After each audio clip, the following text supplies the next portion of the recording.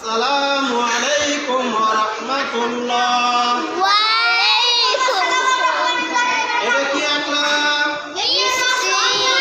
রসগোল্লা। রসগোল্লা বাংলা কি? মিষ্টি। রসগোল্লা ইংরেজি কি? সুইট। আমরা যদি এখান থেকে বলি তাহলে কিভাবে বলবো? It is sweet. It is sweet.